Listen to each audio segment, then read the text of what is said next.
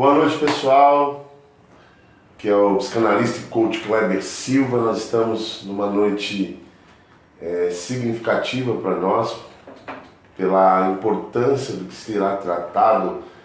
Ela passa a ter um valor muito grande para nós, né?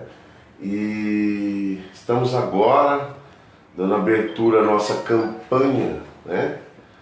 A nossa campanha psicanalítica voltada para a prevenção ao suicídio, né? Então, setembro é o Setembro Amarelo, mundialmente conhecido, né? Uma campanha que no mundo inteiro as pessoas estão envolvidas tratando desse problema. Então, esse mês o nosso Instituto da Família, com o seu primeiro ano na formação em psicanálise, seu segundo ano na formação em psicanálise, terceiro ano na formação em psicanálise e alguns convidados especiais que estão nos dando a oportunidade de partilhar também, né? O pessoal que vai ser certificado, os alunos já têm isso na grade curricular. Então, se fizer as 4 aulas de hoje, eles estarão aptos e receberão certificados, ok? Então, quero desejar uma boa noite, né? Aqui ao meu lado esquerdo está o pastor e psicanalista José Walter. O pastor e psicanalista José Walter tem feito uma história linda dentro desse saber psicanalítico, essa prática psicanalítica de cuidar dos seres humanos.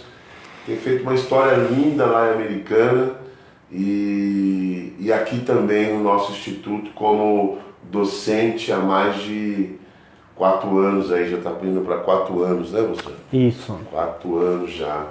O pastor é docente aqui e o pastor José Walter, ele reúne realmente as características que o Instituto da Família preza, né, com seus professores, pessoas, eu digo, de coração bom. A gente gosta de trabalhar com gente de coração bom. E de pouca neurose. De poucas neuroses, né? Usa essa palavra. É verdade, pastor, o Senhor é uma bênção na nossa vida e eu não quero aqui ficar falando muito mais. Ele vai estar abordando o tema de hoje, conceituando o suicídio através da psicanálise. Eu vou ter o privilégio de ouvi-lo e a gente vai numa direção só, né? Num período só, sem intervalo, 1 hora de fala aí, provavelmente. E logo após, né, quem se inscreveu, os nossos alunos, nós iremos para o grupo, onde a discussão será através de áudio. Prestem bem atenção. Não será uma discussão escrita, não é para escrever, é para problematizar, para falar da psicanálise. Inclusive a gente entende que esse é o 4º elemento da nossa formação, né? Que é a transmissão da psicanálise. Isso ajuda a ampliar o conceito e acomodar o conceito dentro de nós. Tá ok? Então nós estamos abrindo aí a nossa campanha contra o suicídio. O lema da nossa campanha é: fale sobre as suas dores emocionais. Jamais se cale. Não deixe de falar sobre aquilo que dói no seu mundo interior. Porque você falando, você drena o poder negativo disso dentro de você. Então, fica a dica aí, nos acompanhe. E agora vamos ouvir nosso professor. E acompanhe com clareza aí e logo após formule a sua questão e através dos áudios você, por favor, traga a sua participação depois da nossa aula. É com o senhor, pastor. Seja bem-vindo aí. Ok, vamos lá. Pessoal, boa noite a todos. Eu estou feliz porque voltei a Campinas depois de quase 6 meses. Eu saía de Americana pelo menos 2 vezes por semana para estar aqui, e a quarentena me segurou em casa. Então, meio destrenado no volante, mas consegui chegar. Está aqui comigo o Vitor, está ali no canto, Verdade. dando apoio aí de sempre. Futuro psicanalista. Futuro psicanalista, futuro mestre da educação, e é isso aí. Quero agradecer a todos que estão nos assistindo. Queria muito ter participado em julho da jornada psicanalítica, mas infelizmente não consegui. Mas acompanhei todas as palestras, todos os encontros do mês de julho. E vou acompanhar agora o Setembro Amarelo. Então vamos lá, pessoal. A nossa contribuição hoje é no sentido de situarmos o drama do suicídio na teoria psicanalítica. E eu creio que hoje e até a última quarta-feira, terça-feira, todos que estão assistindo, e tem pessoas também que não estão na área da psicanálise, vão saber como ajudar alguém que está aí correndo o risco desse drama terrível. A nossa função então é essa, não é? Descobrir, conceituar o suicídio dentro da teoria psicanalítica. É isso, né, Kleber? Isso. Então vamos lá. Mas nós começamos abordando o suicídio como uma problemática terrível. E dentro dessa problemática, nós então recorremos àquilo que todo mundo faz, aos dados. E a Organização Mundial de Saúde já está dizendo que o suicídio agora é um problema de saúde pública. Está entre as 10 maiores causas de morte no mundo. Então, se a gente for pegar lá o caso de morte, nós temos, em primeiro lugar, ainda prevalece o câncer, a depressão está chegando nesse patamar também, mas o suicídio está entre as 10. E um detalhe interessante, o suicídio não escolhe idade. Então nós temos pré-adolescentes, temos adolescentes, temos jovens, temos adultos e temos idosos. Entre os jovens de 15 a 34 anos, o suicídio ocupa a segunda maior causa. Aí eu fiquei pensando, o jovem não morre, não é verdade? O jovem não vai morrer, quem morre são os velhos. Mas o jovem morre de acidente, alguns trazem uma questão genética, aí nós temos as questões das drogas, e são esses os fatores que levam os jovens à morte. E nesse caso então entra o suicídio, a segunda maior causa de morte entre a turma aí de 15 a 34 anos. Então nós temos o suicídio como essa segunda maior causa. Mas o que é o suicídio? Então, por que as pessoas se matam? Por que as pessoas se matam? Como que nós vamos definir esse mal destruidor? No nosso meio protestante, o meio evangélico, nós temos tido notícias terríveis. A semana passada mesmo, uma irmã nossa, uma pastora, não suportando a dor da vida, foi ali na rodovia Luiz de Queiroz e deitou bem na pista, bem no meio da pista. E é claro que ela acabou morrendo, sendo atropelada por um caminhão. Isso é terrível. Então cada notícia dessa nos abate. E nós ficamos abalados. Lá de Americana? Isso, de Americana.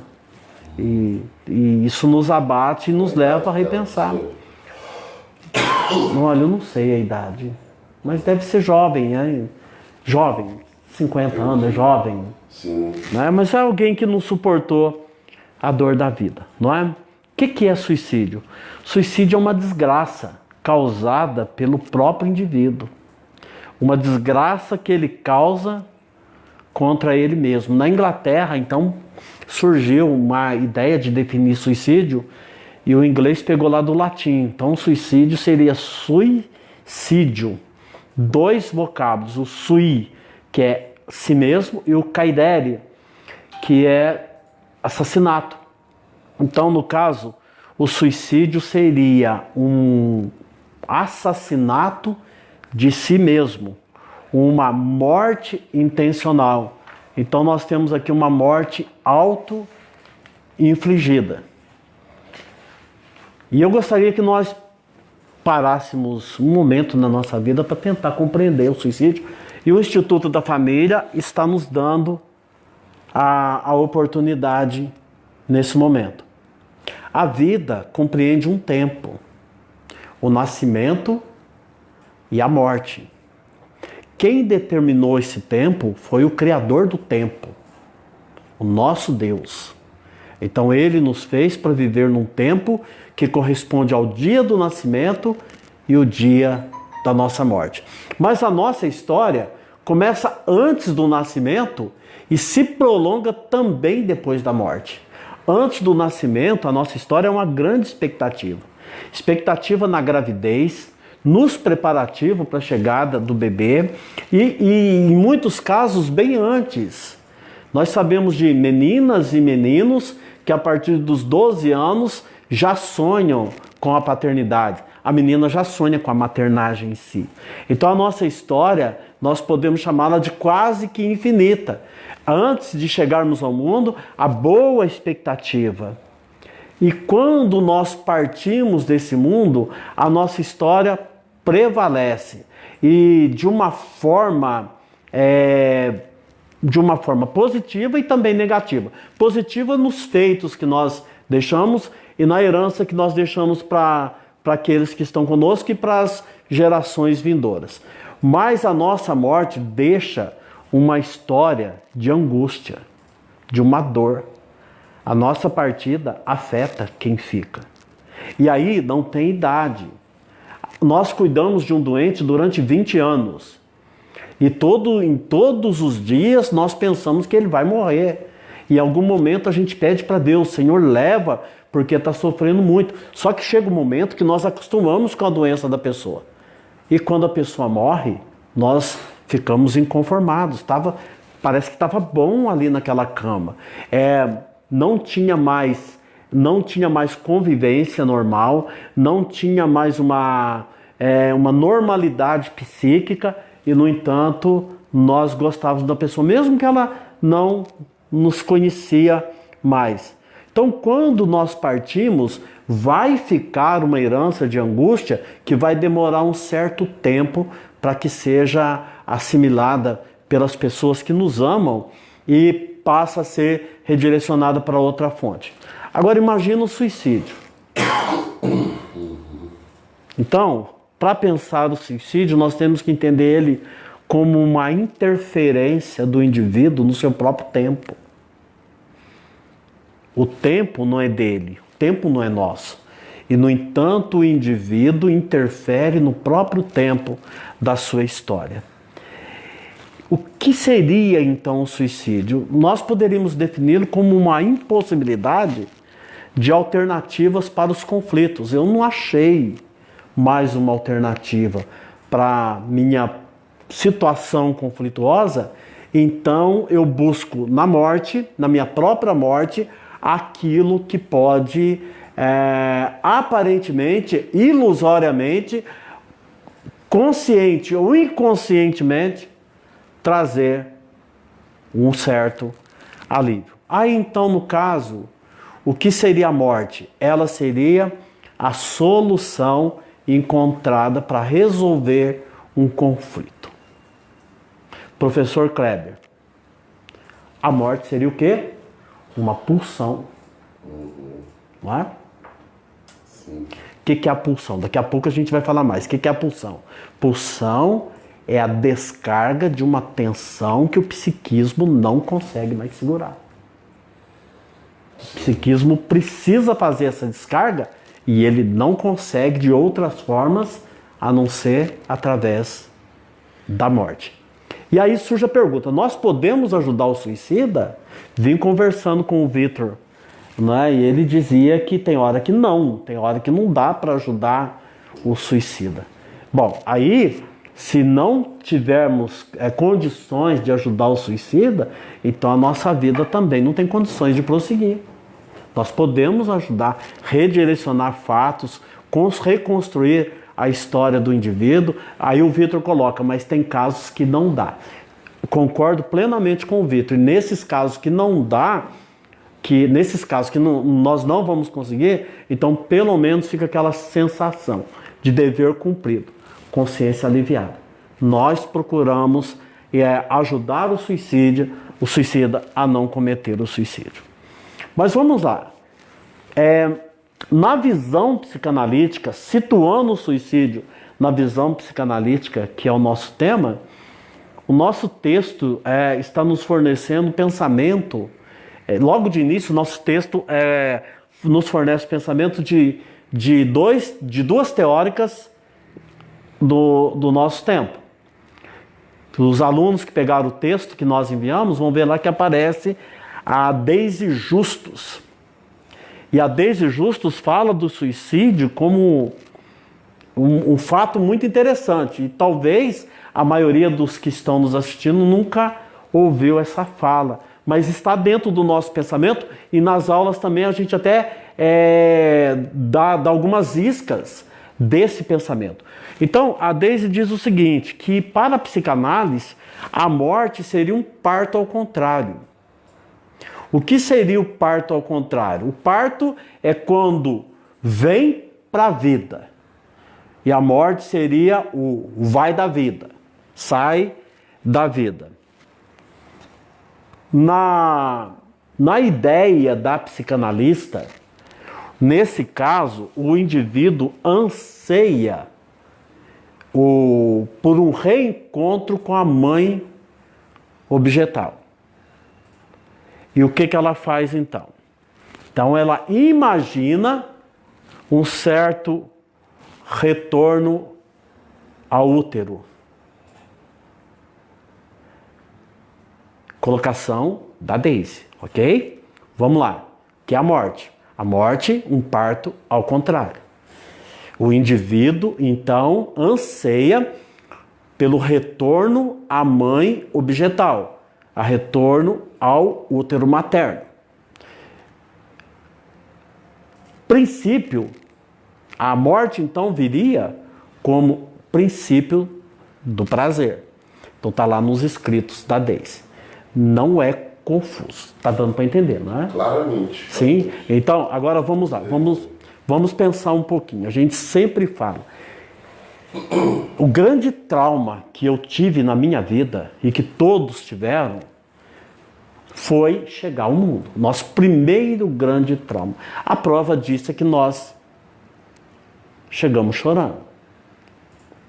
Aí nas minhas ideias, que talvez pareçam maluca, eu determino o ser humano, eu situo o ser humano como aquele indivíduo que a partir do momento que nasce, sai em busca do retorno para o útero. A partir deste momento em que nós saímos em busca do útero que nos abandonou, que nos pôs para fora, nós vamos vivendo a ilusão do retorno.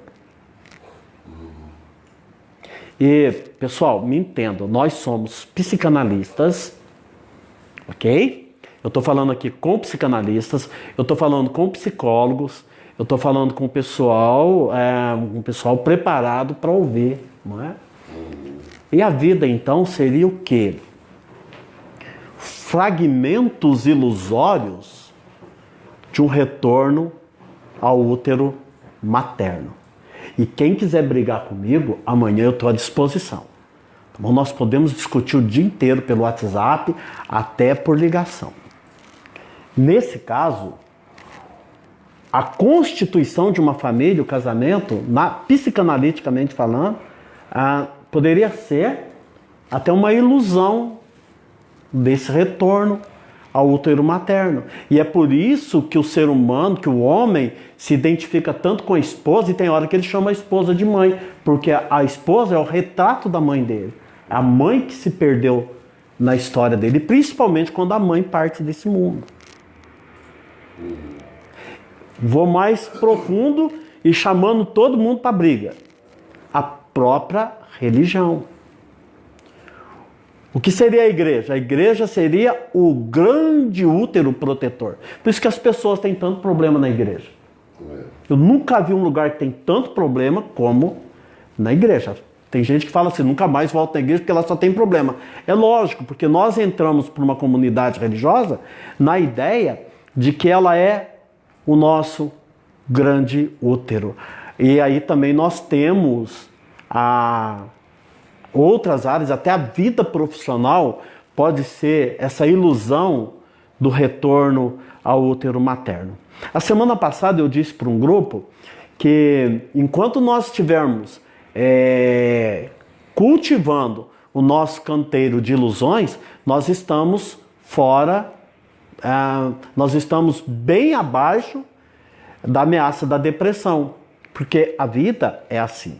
Então nós temos que trabalhar essas áreas da nossa vida entendendo que o que nós queremos está muito além de nós. É por isso que Freud defende a ideia de que prazer não existe de forma absoluta. Existe o prazer moderado, o prazer substitutivo e o prazer impulsivo. Então, nessa ideia aqui, quando não se controla as dificuldades psíquicas, o ser humano vai achar o caminho mais fácil para chegar ao útero materno, que seria então o suicídio. Estou falando de quem? Estou falando da psicanalista Daisy Justo. O pessoal que recebeu o texto tem lá escrito direitinho. E quem não recebeu, pode pedir que depois a gente manda o texto pelo WhatsApp, tá certo? O texto que nós enviamos. Aí também nós temos a Mônica Macedo. A Mônica Macedo diz, e é muito interessante, a Mônica Macedo diz que o suicídio seria uma espécie de agressão ao mundo exterior, que secundariamente se volta contra a própria pessoa, se volta contra o ego. Então, o suicida, ele tem consciente, e muito mais inconscientemente, ele tem um desejo de vingança ao ambiente. Ele se revolta contra o ambiente. Então, o que ele faz? Ele se mata, se prejudica, se machuca na ideia de provocar sentimento nos outros. Destina, então, a destruir a vida dos que ficam. E é aquilo que nós acabamos de falar. A nossa história continua. A nossa história continua depois da nossa partida. E é muito interessante nós pensarmos isso. A morte seria um ponto crucial na definição de quem nós éramos. Então, o método em que partimos, e se foi o suicídio, eu serei conhecido como o José Walter que suicidou. Professor Kleber, lembra do professor José Walter? Lembro, aquele que suicidou, não é? Então não é mais aquele que é professor, não é mais aquele que era amigo, não era mais aquele que vivia aqui no instituto, que brigava com todo mundo, né? Que discutia psicanálise, provocava todo mundo com os conceitos malucos. Não, é aquele que se matou. Então nós deixamos essa herança daquele que se matou. E aqui eu quero lembrar de uma garota que depois de 2 anos de tratamento, um dia ela disse assim: Walter, qual o paciente que mais marcou tua vida? E eu, como psicanalista, eu disse, né, fiz aquela pontuação. Qual que é o fundamento dessa pergunta tua? Por que você quer saber? Aí ela disse: algum paciente teu já se matou? Não. Até agora, graças a Deus, não. Se o teu paciente se matar, vai marcar a tua vida? Pessoal, olha só. Vai, pastor Kleber. Qual que é o problema da menina? Édipo. Não é? Então tá lá. O analista com 47 anos de idade, a menina com 16, pergunta Se matar, vai marcar a vida do paciente. Veja só como que é drástico o negócio. Não é? A pessoa vai se matar porque está tentando, de certa forma, influenciar de uma maneira agressiva o ambiente e o mundo externo. Ok, pessoal? Então, a Mônica diz isso, que a pessoa deseja vingança ao ambiente, provoca sofrimento nos outros, destina a destruir a vida dos que ficam e vai despertar, vai deixar como herança um sentimento de culpa e falta. Olha só, culpa por não ter impedido o suicídio e a falta que eu vou fazer. É mais ou menos assim. Se você não percebe a minha presença, você vai perceber a minha falta. E aí, nesse sentido, nós podemos pensar que existe picos de suicida. Eu não vou na festa para que todos percebam a minha ausência. Vamos perceber o quê? Que nesse momento, para aquela festa, todos os amigos que me esnobam, os meus amigos que me rejeitam, mas eu então não vou aparecer, então para aquele momento eu estou morto. E o que eu quero? Que alguém pergunte de mim, que alguém se preocupe comigo e principalmente que alguém sinta a minha falta. Pessoal, veja onde vão as nossas neuroses. Veja o patrimônio com quem nós estamos trabalhando, chamado ser humano. Ele é uma bênção, ele é presente para o universo, mas ele é um ser complicado. E nós, analistas, terapeutas, e toda essa gama aí de profissionais, tanto da saúde como da educação, da segurança, nós estamos aí para tentar segurar vidas e proporcionar vida. Vida aonde está se perdendo essa questão de vida. Então nós temos aí o depoimento da Deise, o depoimento da Mônica, e eu gostaria também de estar compartilhando sobre alguns fatores. Quais são os fatores que influenciam nessa ideação? Porque o suicídio não significa que a pessoa pulou da janela de uma hora para outra. Então começa com uma ideia. A pessoa tem uma ideação suicida. E é aqui que entra a psicanálise. Nós vamos trabalhar dentro dessa ideação, tentar ressignificar fatos para que a pessoa tenha um entendimento das suas emoções. A gente sempre fala para os alunos, o teu paciente vai levar para você fatos. Mas como que você vai trabalhar com o fato se o fato não muda? O fato está instalado em algum momento da vida do paciente. E ele não vai mudar, ele está lá alojado. Então nós trabalhamos com a emoção, o sentimento. Não é isso, professor? O sentimento que o paciente está trazendo, as emoções. E os fatos serão, e as emoções serão trabalhadas e transformadas a partir do momento em que o paciente tenha a ressignificação dos acontecimentos. E aí ele faz uma releitura dos fatos. Psicanálise é isso, é a leitura e em seguida uma releitura dos acontecimentos. Na leitura nós temos o quê? O confronto e a dor e o sofrimento. Numa releitura nós temos a ressignificação e a continuidade de uma vida agora mais elaborada. É isso. Isso é o que a psicanálise trabalha. Agora, em relação ao suicídio, não há uma única causa. Não existe uma causa única que leva todos os suicidas a cometerem essa prática. São diversos fatores que podem se juntar e na formação de uma ideia venenosa que vai afetar o ser humano.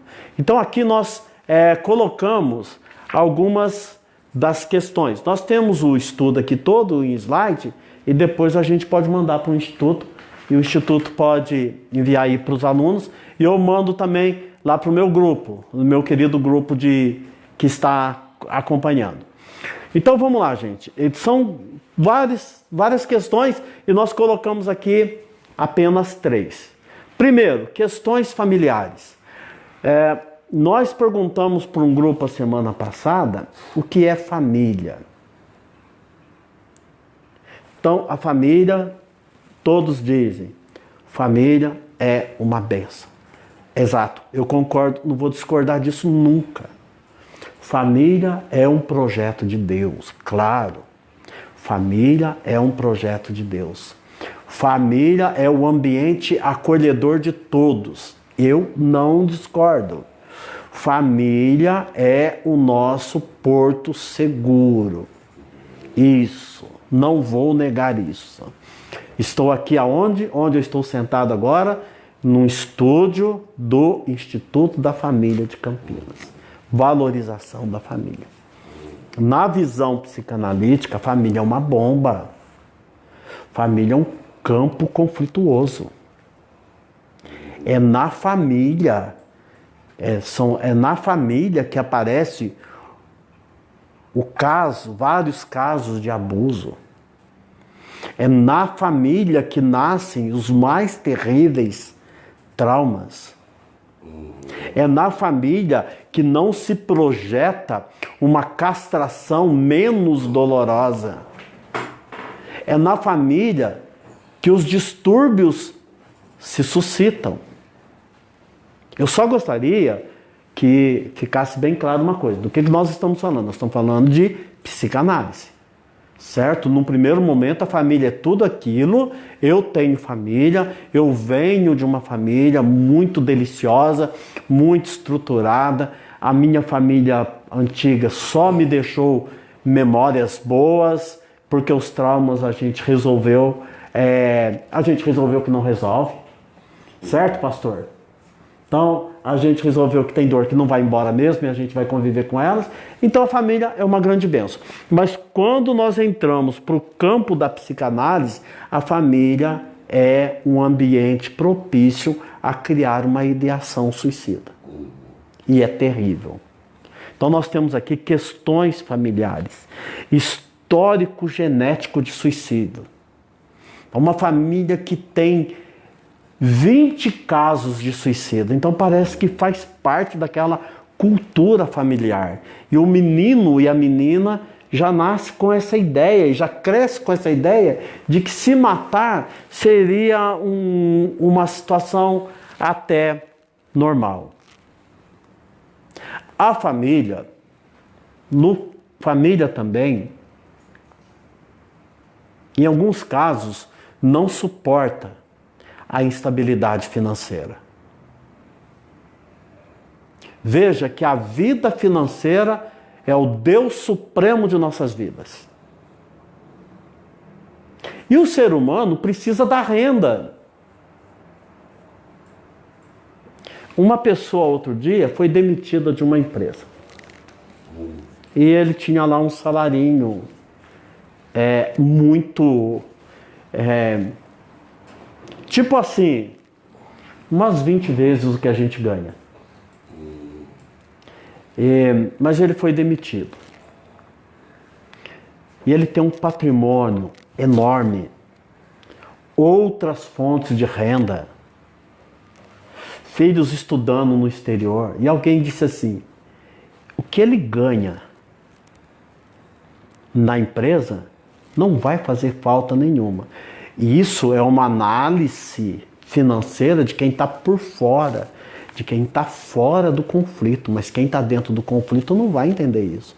Então aquele pai que perdeu aquele salário, ele pensa na morte, pensa em suicídio, ele vai ter vergonha do filho, vai ter vergonha da filha, tem vergonha da esposa. É aquilo que nós estudamos em psicanálise, é a decadência do falo. Quando o homem tem a decadência do falo, é terrível. Então é um ambiente é um ambiente favorável até mesmo ao suicídio. A mulher abandonada. Hoje já está provado que a maioria do câncer de mama é proveniente de uma questão emocional pautada no abandono. Para que serve uma vida que tem um marido infiel, marido ausente, despreparado para ser pai, para administrar a família?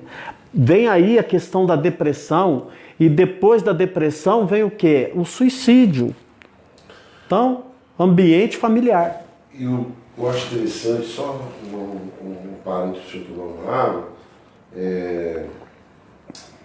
o ano passado, o ano retrasado, um dos textos que nós utilizamos para falar sobre o suicídio foi um texto que narra a teoria lacaniana, que é a escola francesa de psicanálise, Jacques Lacan, justamente que o suicídio é uma tentativa de solução quando o modo de gozo não é contemplado.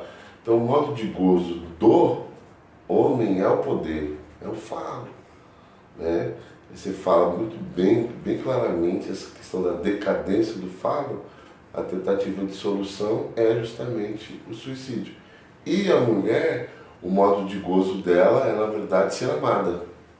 Então o homem é ter poder, obtenção, né, que tem como símbolo o falo, e a mulher ser amada. Quando o professor colocou com muita clareza a mulher abandonada. Então ela deixa de ser amada. A mulher tem uma fome de amor.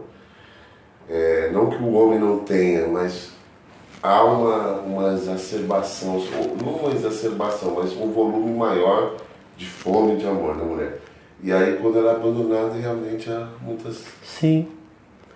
E voltando à questão do homem, isso eu observo há muito tempo.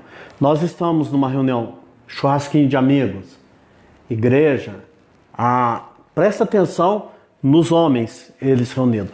O homem reclama do trabalho, todos nós reclamamos do peso do nosso trabalho, da renda que não é suficiente, do cansaço em si, mas quando os homens estão reunidos, o papo é só o trabalho de cada um.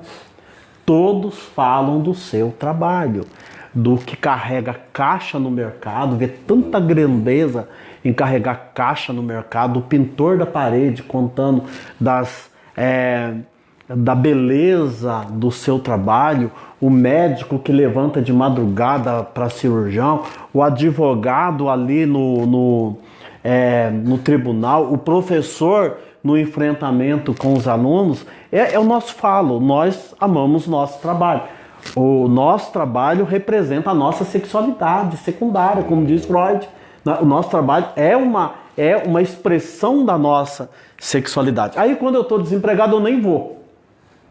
Os amigos vão se reunir, mas eu estou desempregado, eu nem vou ter assunto. E se eu for na reunião, eu vou ficar alienado de todos.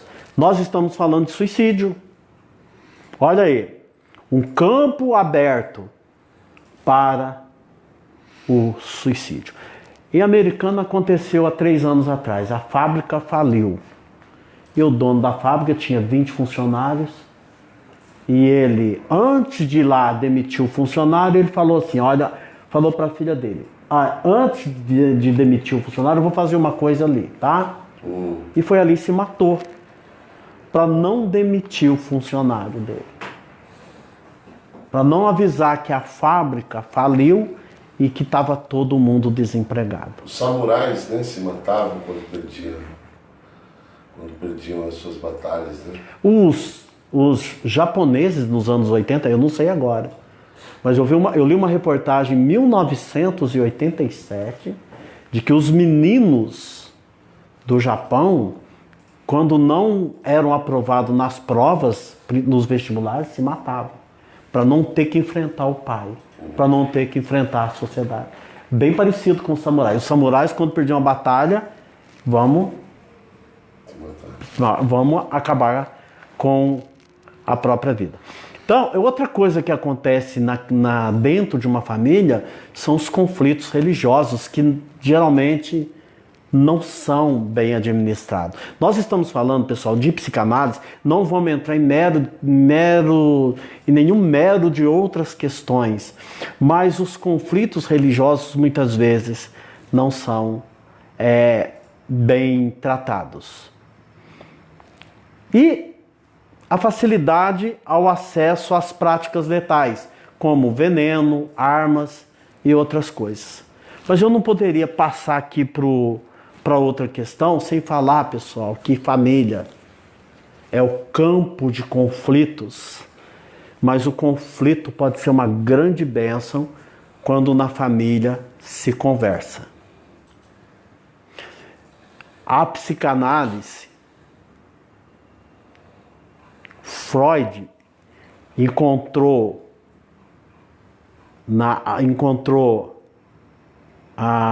a psicanálise encontrou o seu instrumento de transformação na fala.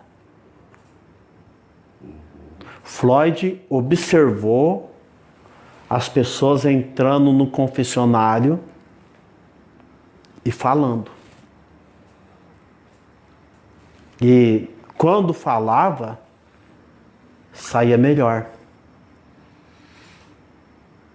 Com quem que as pessoas falavam no confessionário?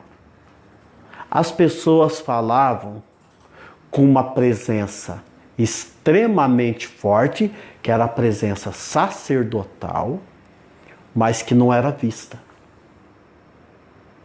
Então, ele está aqui, mas ele não aparece. No diálogo com os filhos, o pai tem que estar presente, mas não pode aparecer. No diálogo com o filho, com a filha, o pai e a mãe têm aparecido muito mais do que o conflito dos filhos. Não está resolvendo. Nós estamos tendo discursos, monólogos, mas nós não estamos tendo interação de fala. E nós perguntamos para o adolescente: você falou com teu pai? Falei. E aí? Não resolveu nada. Eu ouvi isso a semana passada, de um menino de 14 anos. Que você falou com teu pai? Sim, eu falei com meu pai. E o que ele te disse? Para eu esquecer que eu nunca vou ser tão bom como ele. Tá. Aí vocês entendem, né?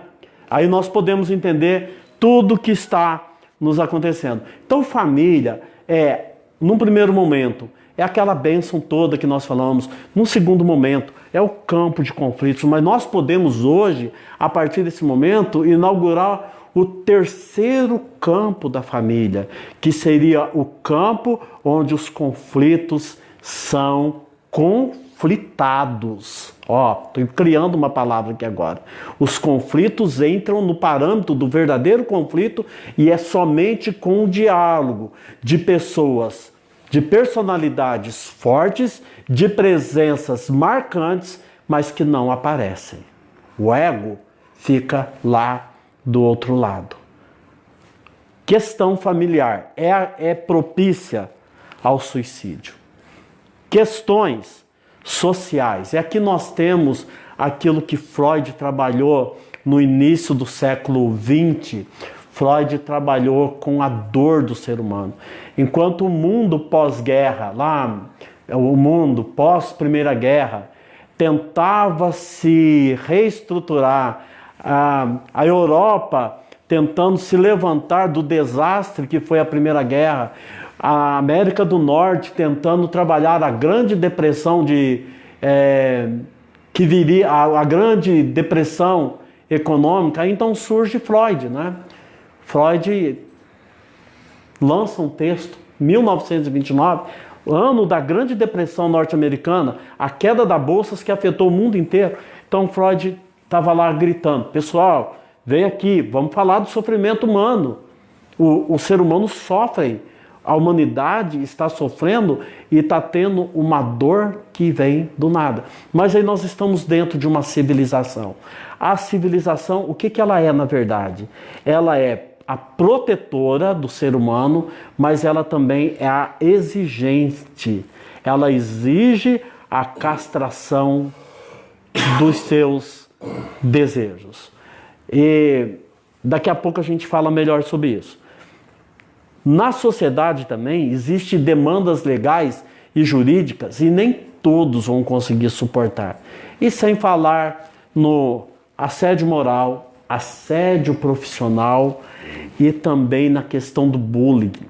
Bullying que se instalou na sociedade, na sociedade jovem brasileira, sociedade jovem e mundial. E sem dúvida nenhuma, os marginalizados, nem todos se marginalizaram. Eles foram marginalizados mesmo. Muitos foram tirados do centro e foram colocados na margem. E aí, na margem da sociedade, ninguém é ninguém. E aí, a própria sociedade cria ambientes propícios para o suicídio. E por último, nós temos aqui as questões pessoais. E elas são terríveis, elas são avassaladoras. Então nós temos desordens de humor, como depressão, estresse. Quem é o ser humano na psicanálise? Ele é aquele portador de uma ferida narcísica.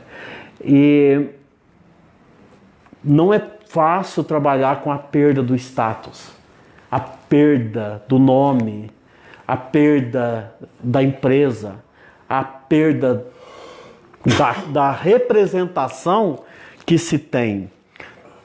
Questões pessoais como angústias, desesperança, sentimento de culpa, estado de melancolia e a má descarga psíquica. O psiquismo não consegue fazer a descarga das tensões. Vamos ver também ainda nessa reflexão nossa.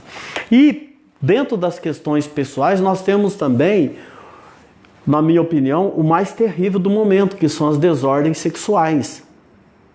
O ambiente não propício para trabalhar as questões dessas desordens, que tem encontrado no suicídio um caminho mais perto para resolver os seus conflitos. Então, o menino, e tanto o menino quanto a menina, não conseguem trabalhar a questão das desordens sexuais, então procura no suicídio o alívio de suas dores. Tá bem entendido? Tá ótimo. Sim. Vitor, você tá entendendo aí? Tudo. Então eu tô aqui com os meus assessores, e de peso, hein? Assessores de peso. Então me dão confiança. Tá. Mas o nosso propósito, então, é situar o suicídio na psicanálise, né? A origem do suicídio na psicanálise. E qual seria? Vamos tentar entender rapidamente o ser humano para a psicanálise. Quando a psicanálise vai tratar o humano, ela o define de um lado, a psicanálise vê o humano como um ser finito e faltoso. Tem uma falta. O ser humano traz dentro dele uma falta, um vazio existencial. O reverendo Caio Fábio de Araújo Filho dizia que o ser humano tem dentro de si um rombo existencial, um vazio do tamanho de Deus. E ele traz consigo um desejo impossível de ser realizado. Então a psicanálise olha para um lado e define o ser humano somente dessa forma. Mas quando ela olha de outro lado, e aqui nós já estamos caminhando, nós podemos falar que a psicanálise surgiu, a psicanálise foi determinada como ciência em 1895. Então agora aqui nós vamos dar um salto de 25 anos e a gente chega em 1920 mais ou menos, e Freud já associa a esse ser finito e faltoso uma outra ideia. E qual seria ela? O ser humano, ele é um ser pulsante. Ele carrega em sua estrutura uma carga insuportável de desejos inconscientes. E é aqui que nós vamos começar a situar o suicídio, pegando lá o pensamento da Justus e da Macedo e tentando agora e fazendo esse link com o que nós temos aqui agora. Quem é o ser humano? O ser finito e faltoso de um lado, e de outro lado ele é um ser cheio, carregado de pulsão ou pulsões. E o que seria pulsão? Pulsão é um estímulo interno ou externo que afeta o ser humano tanto no físico, quanto na alma, quanto no emocional. O trabalho das pulsões. Freud, para explicar o fenômeno das pulsões, usou o arco reflexo da neurofisiologia. Então, lá no arco reflexo, nós temos a direita, temos a esquerda, temos a direita, e na esquerda nós temos ali um estímulo de pulsão. E lá na direita nós temos o estímulo do ego. Então, na neurofisiologia é fácil. É como ter uma excitação interna, uma dor interna, e o médico vem, dá uma martelada no joelho e a pessoa reage na hora. Então ela faz aquele descarga. Depois Freud leva isso para o psiquismo e Freud explica direitinho e diz o seguinte, só que no psiquismo não acontece isso. Por quê? Porque no psiquismo a descarga da tensão nunca será completa, ela nunca será perfeita. E aonde que nós vamos achar o suicídio aí? É na má administração dessa questão das pulsões.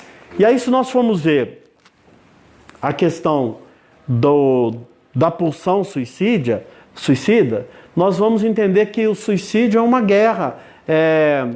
O pensamento suicida é resultado de uma guerra. Instala-se dentro de todo o ser humano uma guerra entre pulsão de vida e pulsão de morte. Quem estuda no Instituto da Família e fez aula comigo, já tem duas turmas que tiveram essa aula comigo. Nós estudamos lá os textos, os conceitos freudianos. Então nós estudamos o seguinte, e eles vão lembrar agora. Freud, em 1911, Freud escreveu um texto chamado Os Dois Princípios do Funcionamento Psíquico. E Freud determinou que existem dois princípios. O princípio do prazer e o princípio da realidade. O princípio do prazer é aquele que busca o prazer anulando o desprazer, rejeitando o desprazer. O princípio da realidade é aquele que atravessa o princípio do prazer. Isso é pulsão de vida. Quando termina a Primeira Guerra Mundial, 1918, se não me falha a memória, Freud observou o seguinte, havia um negócio chamado repetição. O ser humano repete a dor. O ser humano sonha com a dor. O ser humano, em todos os momentos da vida, ele vivencia uma dor que já não dói mais, mas ele traz de volta. E Freud observou isso nos soldados que voltaram da guerra. Então Freud fez uma proposta. E aqui nós não temos bem uma doutrina, mas é a proposta de Freud. E aí ele trabalha com o segundo texto, escrito em 1920, que tem o título de Além do Princípio do Prazer. Existe uma coisa aí além do princípio de prazer. Pessoal, que coisa é essa? O ser humano, ele tem prazer na morte. É isso. Na morte, não como fim de todas as coisas, mas na morte cotidiana. Um desespero para que tudo chegue ao fim logo. Freud observou também as crianças. As crianças têm um instinto agressivo. E aí Freud, então, imagina que não dá mais para falar das pulsões primárias, que ele falou lá em 1911, né, que ele falava, o ser humano tem a pulsão de autopreservação e tem a pulsão da sexualidade. A pulsão de autopreservação é ele cuidar do corpo, ele comer, ele tomar banho, ele não é, fazer sexo, namorar, aquela coisa toda. E a pulsão de sexualidade, que é a libido, que são os desejos libidinais, que vão permear a vida do ser humano. Mas aí então, em 1920, ele vê que a pulsão de vida precisa de um complemento. Aí Freud então escreve sobre pulsão de morte. 1920, se não me falha a memória, Freud morreu em 1936.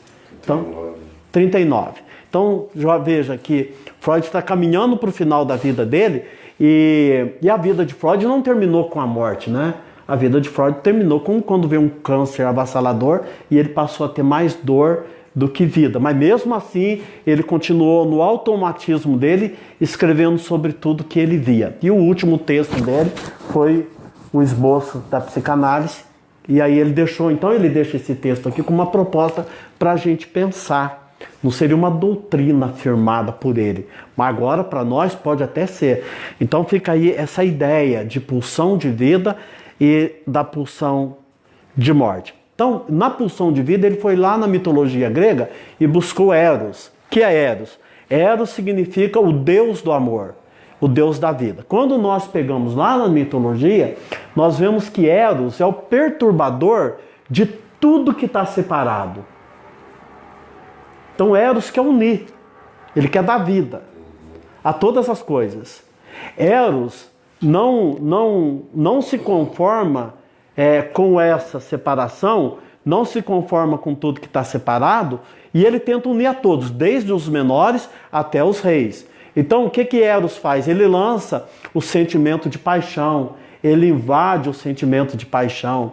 E então, Eros significa a busca pela beleza da vida. É tudo que agrega, é tudo que nasce e tudo que provoca excitação.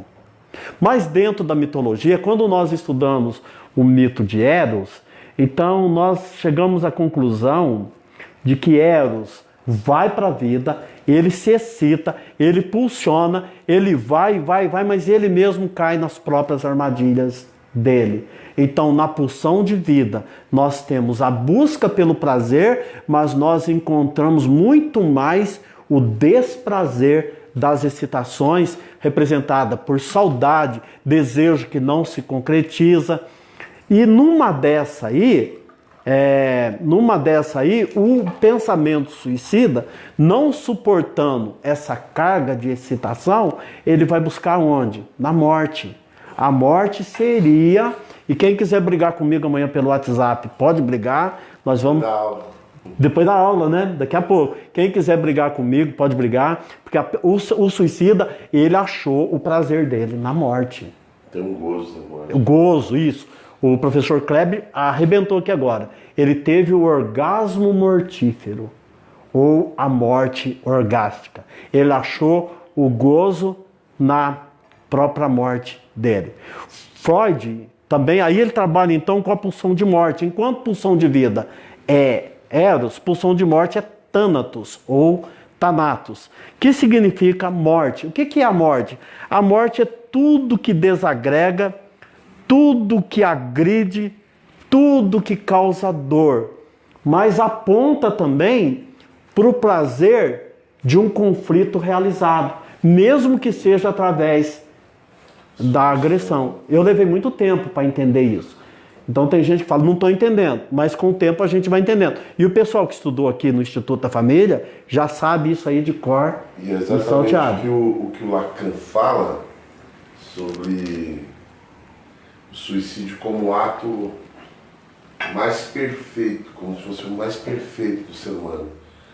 Porque ele chega e resolve. Ele põe o fim, é o ato mais bem feito, porque põe o fim. A gente vai numa dialética entre dor e tentativas de soluções a vida toda. E a vida é sempre uma tentativa, né? Eu estou tentando. E o Lacan vai dizer justamente, dentro da sua fala, o que o senhor está dizendo é que o suicídio é um ato bem feito. Bem feito, porque resolve, acaba a dor. Mata de uma vez, desagrega. Desliga. Freud trabalha com a ideia da atenção, né? Então veja, o ser humano tem a excitação, nasce lá no polo esquerdo dele, nasce a excitação. A excitação busca uma descarga, porque o psiquismo não aguenta carregar essa excitação pela vida toda. Só que entre a descarga o princípio da excitação, que é o princípio da pulsão, existe uma barreira chamada recalcamento. Freud diz que recalcamento é o cerne da psicanálise.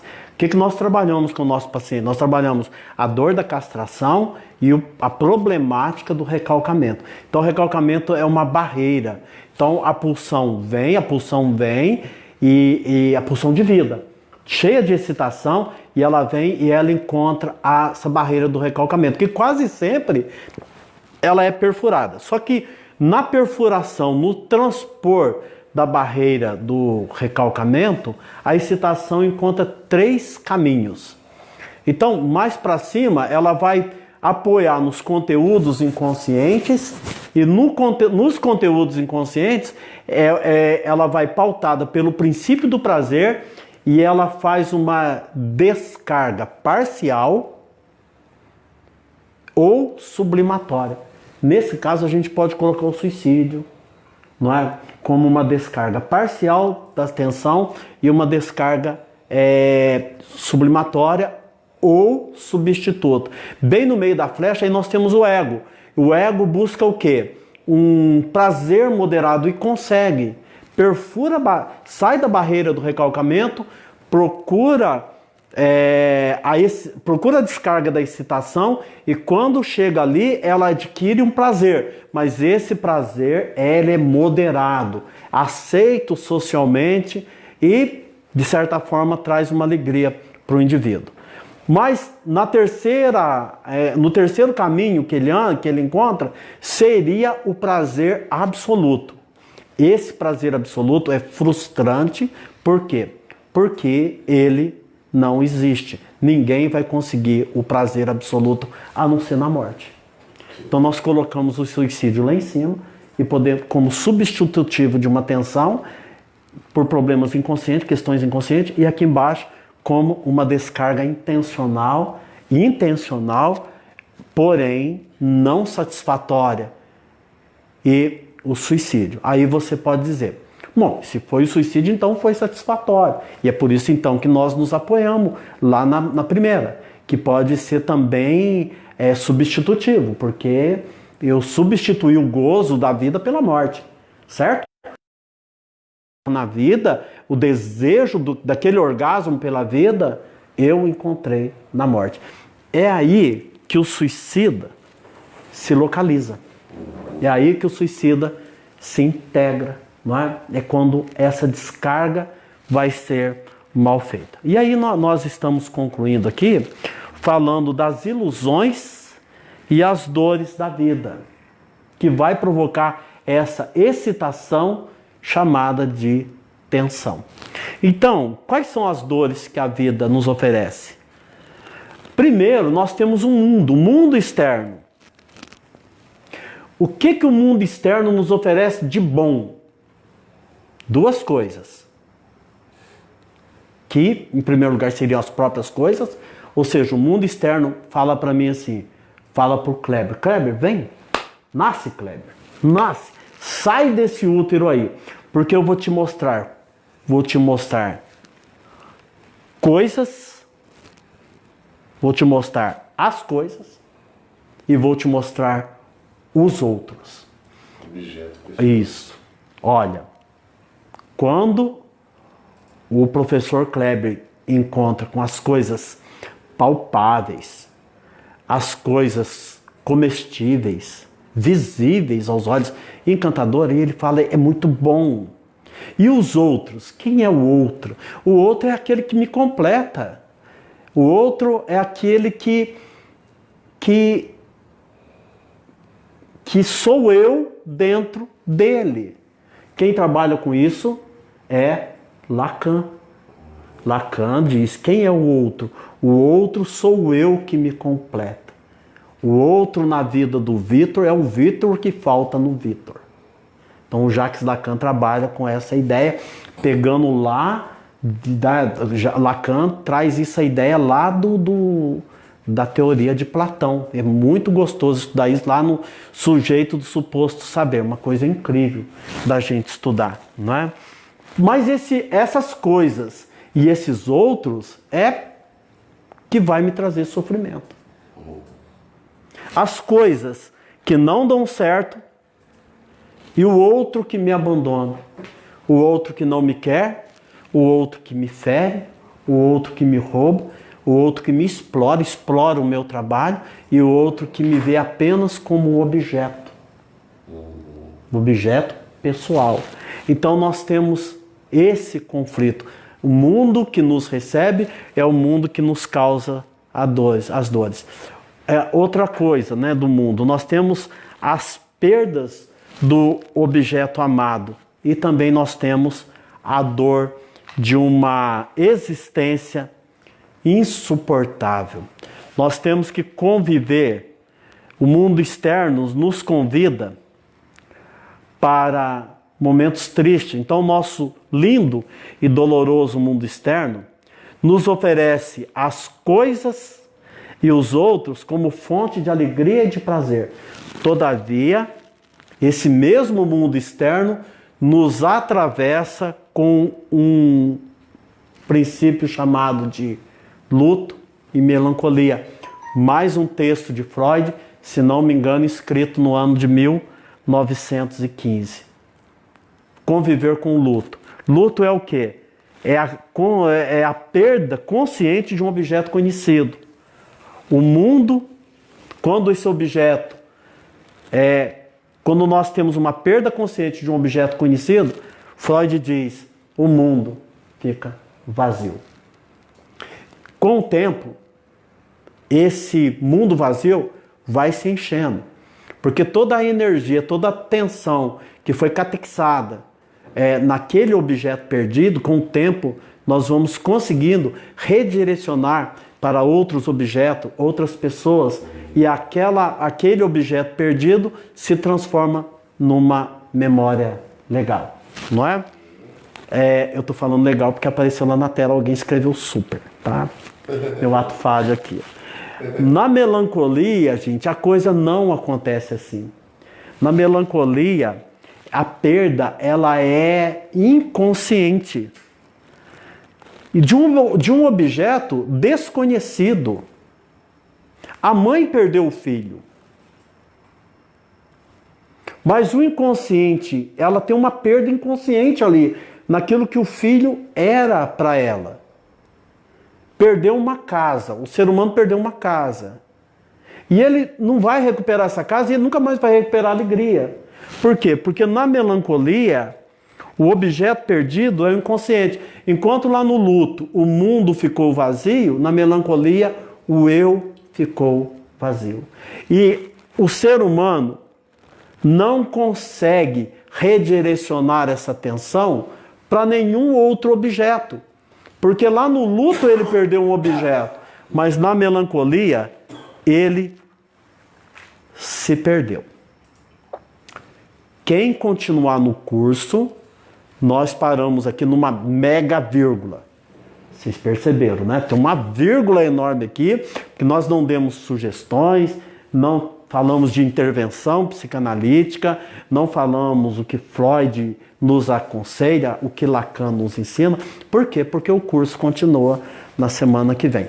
A minha tarefa era localizar dentro da psicanálise o suicídio. Eu procurei fazer e espero ter alcançado. Muito bom. Vamos bater palma aqui no nosso professor. Lembrar da sala de aula, né? Isso, e como, né? Saudade da sala de aula. Muito bom, pastor. E eu quero deixar uma pequena contribuição, que eu acho que pode ser um adendo na fala do senhor. Quando o senhor fala do tratamento, no Setembro Amarelo também, nosso aqui, e todos os anos nós fazemos, né? Todos os anos, já é o 4º setembro ou 5º setembro amarelo. Eu tô aqui desde 2017, eu não faltei nenhum. Então, quanto que é? 4 anos. 4 o meu é o 4º. amarelos nós tivemos. Mas... E E a gente sempre se debruça nesse tema, né, esse mês. E um desses anos, eu lembro que tive o privilégio de poder construir um conceito, que é o conceito de recalque invertido. Ou seja, o recalque é, na verdade, um desenho, né, onde o Freud localiza o destino daquilo que é desprazeroso na consciência, sendo remetido ao inconsciente. Então, nós temos a consciência, o pré-consciente e o inconsciente. A consciência tem a ver com a nossa relação com o aqui e agora. Ver, né, perceber e interpretar. Automaticamente. A gente percebe, interpreta, percebe, interpreta. O pré-consciente são os nossos arquivos, nossas memórias. E o inconsciente é onde a gente manda tudo aquilo que é aflitivo, doloroso, desprazeroso, Atenção. angustiante. Atenção, manda para o inconsciente. Esse fenômeno de retirar da consciência ideias e afetos negativos, a gente chama de recalque. Ou seja, nós queremos na consciência a vida. Nós queremos eros na consciência. E no inconsciente a gente coloca Thanatos, que é a morte, aquilo que é doloroso. No depressivo, né, na pessoa, no suicídio, o que ele faz? Ele traz a morte para a consciência e recalca a vida. Ou seja, aí eu pensei comigo, todo suicida ele se mata porque zerou Eros nele? Não, Eros está no inconsciente. E aí, por que eu disse que eu queria só dar esse adendo? A tarefa da psicanálise é sempre escutar o inconsciente para uma futura elaboração e significação da consciência. Então, nesse caso, nós estamos diante de um suicida, sempre haverá a possibilidade de ajudá-lo quanto psicanalista, quanto técnica psicanalítica. E aí eu me lembro que nós estávamos assistindo um filme onde o cara era tetraplégico, né? E ele queria se matar. Nesse Setembro Amarelo nós assistimos esse filme. E ele estava com a morte totalmente na consciência. Mas existia vida no inconsciente. As pessoas iam lá tentando ajudá-lo, mas não conseguia. Um psicanalista ali poderia fazer a diferença. Porque existia vida, ou seja, nem o suicida se mata zerando a vida nele. Tem vida recalcada. Naquele caso, foi quando eu criei o conceito, naquele caso era um grande amor. Quando aquela mulher se aproximava dele, havia uma evanescência da vida que voltava para a consciência. E era ali o gancho, talvez, que poderia ajudar aquele sujeito a começar uma nova elaboração. Então eu quero concluir dizendo, pastor, maravilhosa sua fala, assim, contribuiu demais. Eu acredito que todos os nossos alunos partilham dessa impressão, dessa percepção, e nós só temos a agradecer. E então a gente termina dizendo que é possível sim ajudar alguém a não cometer isso. É escutando a vida recalcada, viu, alunos? Numa tentativa de confronto, de substituição da morte na consciência. Então fica aqui a nossa dica. Terça-feira que vem o pastor Eduardo Penido, psicanalista Penido, que é um dos grandes mestres nossos aqui também, como José Walter, estará falando sobre suicídio na adolescência e na juventude. Então você não pode perder, você se inscreveu, não perca a aula. Agora nós vamos dar 5 minutos para nós tomarmos uma água e ir no banheiro, e logo depois nós teremos ali mais uns 30, 40 minutos de discussão. Eu vou estar interlocutando, né, mediando, sendo curador, e as discussões devem ser através de áudio, né? Uma pergunta, depois outra pergunta, e o professor vai nos respondendo, e assim a gente cresce e vamos ter um período aí de transmissão, de participação na linguagem, aí vocês falando sobre tudo que foi apresentado, o que ficou e o que questionou vocês. Tá ok? Lembrando que as matrículas estão abertas para formação em psicanálise. Hoje nós tivemos uma pequena reunião aqui antes da nossa aula. Nós vamos preparar coisas preciosas aí. Nós não estamos de cabeça baixa por conta da pandemia, pelo contrário.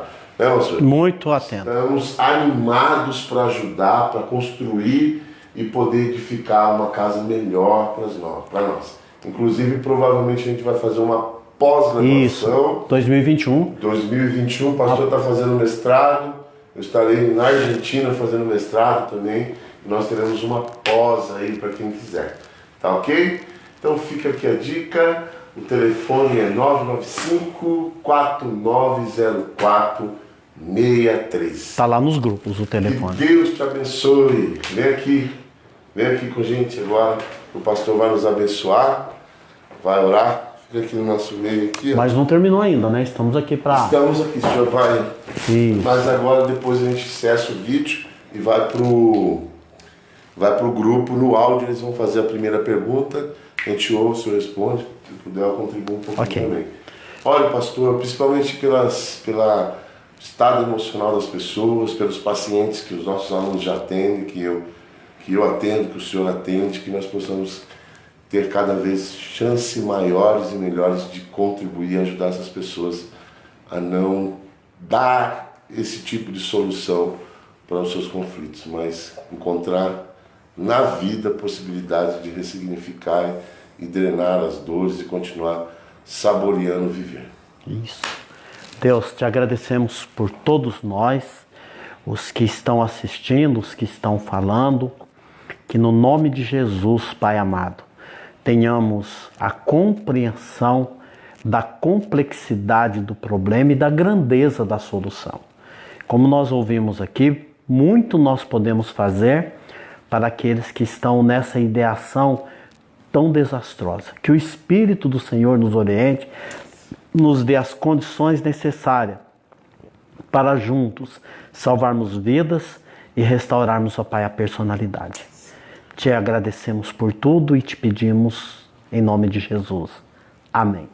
Considerações finais? Manda um abraço aí, pessoal. Pessoal, eu disse que a contribuição da psicanálise ficaria para um outro momento, né, das aulas, mas o pastor Kleber trouxe aí. Então nós já tivemos um adiantamento, né, daquilo que é. Então, quando a vida é recalcada e a morte é valorizada, aí nós vamos ter suicídio. O que é a psicanálise? É a conversa com o inconsciente. Então Freud enfrentou a sociedade médica, enfrentou toda a Europa, propondo a escuta do inconsciente. Hoje, mais do que nunca, nós estamos vendo que é essa escuta. Então, está aqui do meu lado o Vitor. O Vitor é aluno da Universidade Federal de São Carlos, e ele disse, estava tendo aula ontem de literatura, e ele disse que a professora fez a seguinte colocação: depois que Freud descobriu o inconsciente, revolucionou a humanidade, revolucionou o pensamento, principalmente o pensamento ocidental. O nosso inconsciente, ele é o portador de verdades que se manifestam a todo momento através da somatização. Então, o suicídio está demonstrando a sua dor, o seu grito. Eu estava falando com o Vitor agora há pouco. Nem sempre o suicida fala ou grita, não é? E o Vitor me disse, às vezes ele está gritando, só que não tem ninguém para ouvir. E é frescura, fala do garoto que está aqui do meu lado, né? Então, a pessoa fala, a vida que você tem, todo mundo quer ter, você é um privilegiado, e nós não ouvimos. Então, vamos participar aí até o final do nosso seminário, ok? Tá, okay. Estamos aqui para o debate. Deus te abençoe, pastor. Dê suas considerações finais. O Vitor é aluno de psicanálise também.